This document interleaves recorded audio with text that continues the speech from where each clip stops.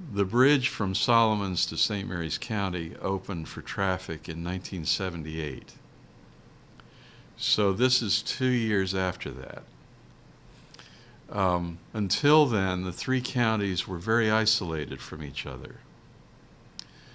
The population of the whole three-county area was 167,000 people. Today, it's twice that. It's about 350,000. Maryland had a total population of about 4.5 million people. Today, it has a population of over 6 million. The newspapers were running stories in the Sun and the Post about the Patuxent River becoming Maryland's sewer. That's how dire the circumstances were. Now, the river, in the absence of a bridge, for instance, connecting St. Mary's and Calvert, the river becomes the avenue of settlement and commerce from the founding of Maryland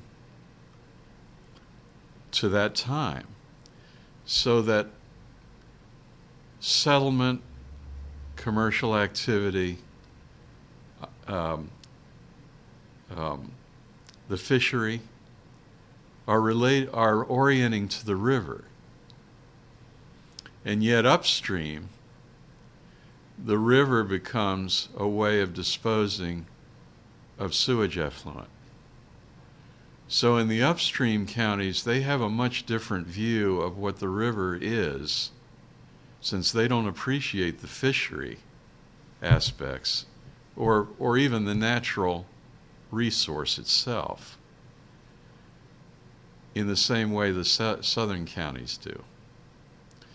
So down here in southern Maryland, we have watermen who are fishing and crabbing and oystering off the river, and they're seeing a dire decline in the productivity of the river as a fishery.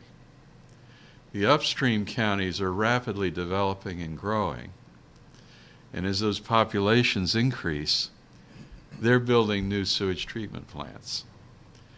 And those sewage treatment plants are dumping their effluent into the upper Patuxent.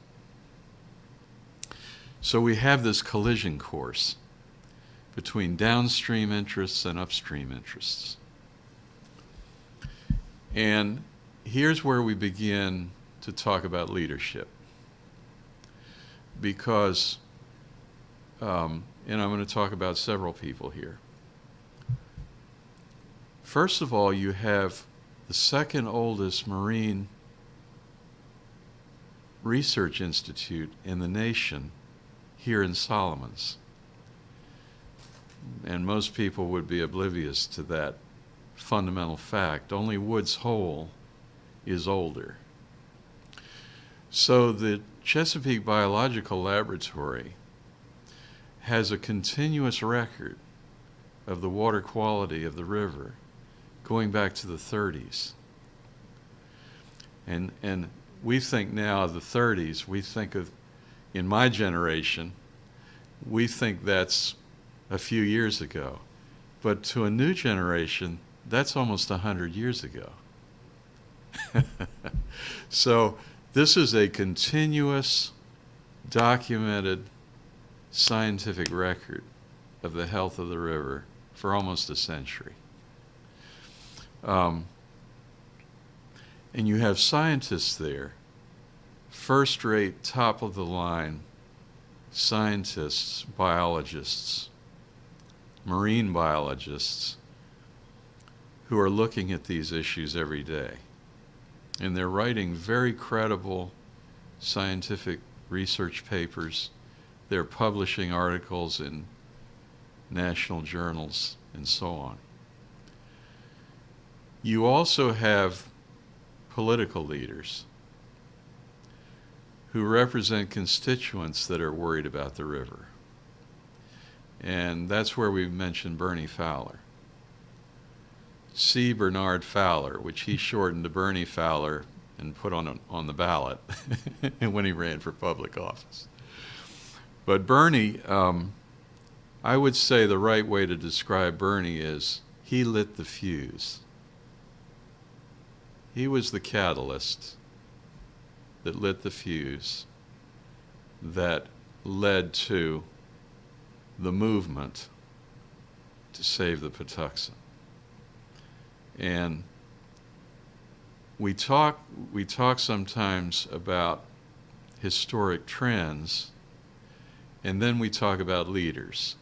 And there'll be a debate till the end of time about which is more important. The global trends,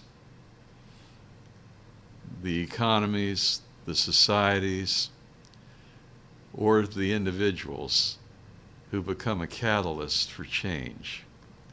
Bernie was a catalyst for change. And as an elected official, he was then a county commissioner in Calvert County. As an elected official, he began working with his colleagues in the other two counties, all of which shared the river and could appreciate its value on the terms that I've described as a fishery and an environmental resource. And collectively, the southern counties and their elected officials began pressuring the state of Maryland to pay more attention to this problem.